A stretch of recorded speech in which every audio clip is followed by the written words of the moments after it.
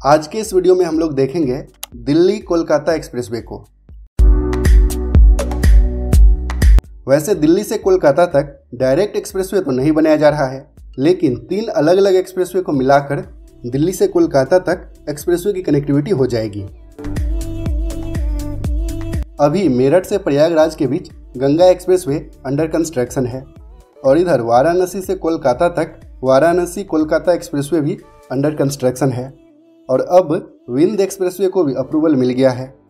तो इन तीनों एक्सप्रेसवे से दिल्ली एनसीआर में मेरठ से कोलकाता तक एक्सप्रेसवे की डायरेक्ट कनेक्टिविटी हो जाएगी और इसके अलावा दिल्ली से मेरठ ऑलरेडी काफ़ी अच्छी कनेक्टिविटी है। तो चलिए दिल्ली कोलकाता एक्सप्रेसवे को देखते हैं। दिल्ली और कोलकाता के बीच पहले से ही NH2 है। NH2 को 2010 में नाम बदलकर NH44 और NH19 कर दिया गया।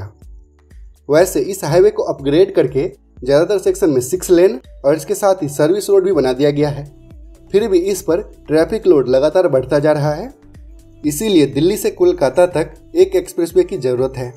तो दिल्ली से कोलकाता तक डायरेक्ट एक्सप्रेसवे तो नहीं बन रहा है, लेकिन 3 अलग अलग एक्सप्रेसवे को मिलाकर दिल्ली से कोलकाता तक एक्सप्रेसवे का कॉरिडोर बन जाएगा।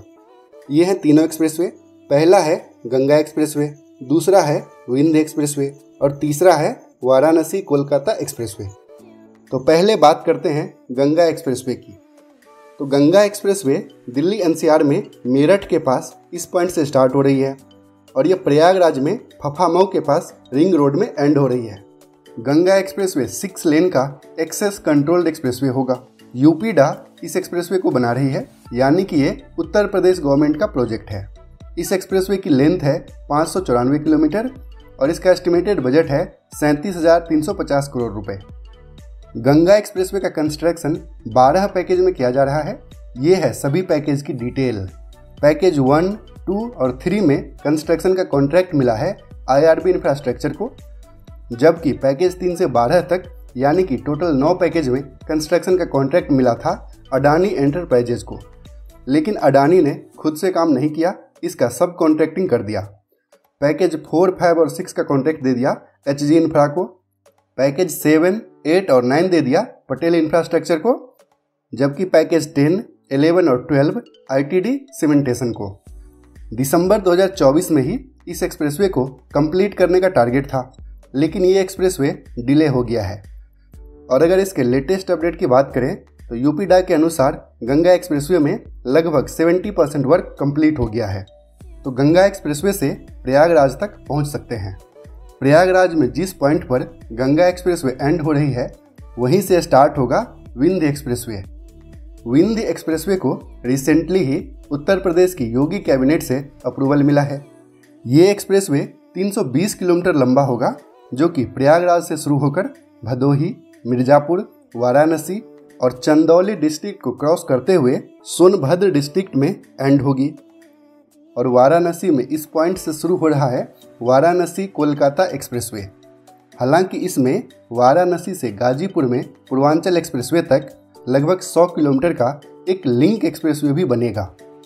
तो इस लिंक एक्सप्रेसवे के बनने से वाराणसी 3 एक्सप्रेसवे से डायरेक्टली कनेक्ट हो जाएगा और इसके साथ ही गंगा एक्सप्रेसवे और पूर्वांचल एक्सप्रेसवे भी एक दूसरे से कनेक्ट हो जाएगा और इन दोनों एक्सप्रेसवे से वाराणसी कोलकाता एक्सप्रेसवे भी कनेक्ट हो जाएगा। तो विंध्य एक्सप्रेसवे को 22 जनवरी को ही उत्तर प्रदेश गवर्नमेंट से अप्रूवल मिल गया है। ये कैबिनेट की मीटिंग प्रयागराज में महाकुंभ के अवसर पर त्रिवेणी संगम पर ही हुई थी। वैसे अगर आपको याद होगा तो प्रयागराज में 2019 में भी कुंभ के दौरान ही कैबिनेट की एक मीटिंग हुई थी और उसी मीटिंग में गंगा एक्सप्रेसवे की घोषणा की गई थी। तो चलिए अब देखते हैं वाराणसी कोलकाता एक्सप्रेसवे। तो ये है वाराणसी और ये है वाराणसी का आउटर रिंग रोड। ये रिंग रोड बरहुली के पास NH19 से कनेक्ट हो रही है और यहीं से स्टार्ट हो रहा है वाराणसी कोलकाता एक्सप्रेसवे, जो कि चंदौली डिस्ट्रिक्ट में है और इसके लगभग 20 किलोमीटर आगे ही बिहार शुरू हो जाता है। वाराणसी कोलकाता एक्सप्रेसवे उत्तर प्रदेश, बिहार, झारखंड और वेस्ट बंगाल को क्रॉस करते हुए हावड़ा के पास एंड होगी। चलिए अब इस एक्सप्रेसवे का रूट भी देख लेते हैं। तो ये एक्सप्रेसवे वाराणसी के पास चंदौली डिस्ट्रिक्ट से शुरू हो रही है और 22 किलोमीटर के बाद बिहार शुरू हो जाता है। बिहार में ये एक्सप्रेसवे कैमूर डिस्ट्रिक्ट में एंटर करती है और कैमूर डिस्ट्रिक्ट में इस एक्सप्रेसवे में लगभग 5 किलोमीटर का एक टनल भी बनाया जा रहा है। कैमूर के बाद रोहतास, उसके बाद औरंगाबाद और गया डिस्ट्रिक्ट को क्रॉस करते हुए ये झारखंड में एंटर कर रही है।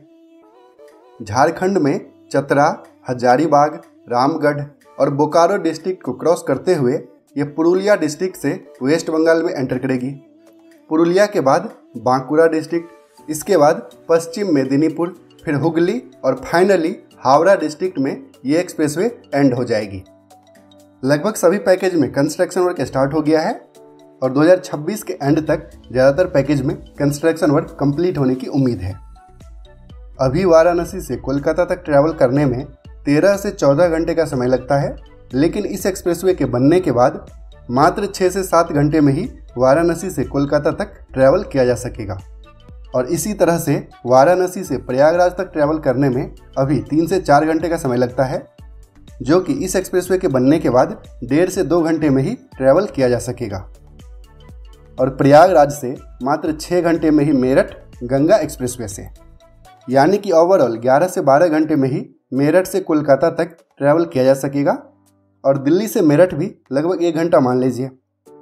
तो अभी जो दिल्ली से कोलकाता तक ट्रैवल करने में बाय रोड 27 से 28 घंटे का समय लगता है, ये इन तीनों एक्सप्रेसवे के बनने के बाद घटकर मात्र 12 से 13 घंटे का ट्रैवल टाइम हो जाएगा। इसमें एक एक्सप्रेसवे मिसिंग है दिल्ली से मेरठ के बीच। वैसे मेरठ भी दिल्ली एनसीआर का ही पार्ट है और दिल्ली से मेरठ की तो काफ़ी अच्छी कनेक्टिविटी है, लेकिन गंगा एक्सप्रेसवे स्टार्ट हो रही है NH334 में इस पॉइंट से, और अगर यहाँ से हम दिल्ली की तरफ जाएं तो ये पूरा घूम कर जाना पड़ेगा। लेकिन अगर गंगा एक्सप्रेसवे को इससे आगे 2 किलोमीटर और बढ़ा दिया जाए तो ये मेरठ का आउटर रिंग रोड है, जो कि दिल्ली मेरठ एक्सप्रेसवे से कनेक्ट होकर गाजियाबाद होते हुए दिल्ली को कनेक्ट करती है। अगर ये एक्सप्रेसवे नहीं बनता है तो गंगा एक्सप्रेसवे सिंभावली के पास NH9 से कनेक्ट हो रही है और ये हाईवे भी आगे जाकर गाजियाबाद और दिल्ली से कनेक्ट हो रही है। और इन सब के अलावा भी गंगा एक्सप्रेसवे को जेवर एयरपोर्ट से कनेक्ट करने के लिए ऑलरेडी एक लिंक एक्सप्रेसवे प्रपोज्ड है, तो दिल्ली NCR में कनेक्टिविटी की प्रॉब्लम नहीं है। तो इस वीडियो में अब तक हम लोगों ने दिल्ली से कोलकाता तक एक्सप्रेसवे का पूरा रूट देख लिया। इन तीनों एक्सप्रेसवे के बनने से कोलकाता के साथ साथ बिहार, झारखंड और वेस्ट बंगाल की भी डायरेक्ट हाई स्पीड कनेक्टिविटी हो जाएगी देश की राजधानी दिल्ली से। वैसे बिहार के लिए एक और कनेक्टिविटी है, ये है गाजीपुर माझीघाट एक्सप्रेसवे। इस एक्सप्रेसवे को आगे बढ़ाकर बिहार में छपरा को भी पूर्वांचल एक्सप्रेसवे से कनेक्ट किया जा रहा है। फिर छपरा से हाजीपुर, पटना और बक्सर होते हुए ऑलरेडी पूर्वांचल एक्सप्रेसवे को कनेक्ट किया जा रहा है, यानी कि पूर्वांचल एक्सप्रेसवे से बिहार को 2 तरफ की कनेक्टिविटी मिलने जा रही है। तो अगर आप इस एक्सप्रेसवे का भी अपडेट जानना चाहते हैं तो कमेंट करके जरूर बताइएगा। दिल्ली कोलकाता एक्सप्रेसवे का ये वीडियो आपको कैसा लगा कमेंट करके जरूर बताइएगा, और अगर अच्छा लगा तो इसे लाइक कीजिए, दूसरों के साथ भी शेयर कीजिए। और अगर अभी तक आपने इस चैनल को सब्सक्राइब नहीं किया है तो पापा कंस्ट्रक्शन को सब्सक्राइब करके बेल आइकन भी प्रेस कर दीजिए। पूरा वीडियो देखने के लिए आपका बहुत बहुत धन्यवाद।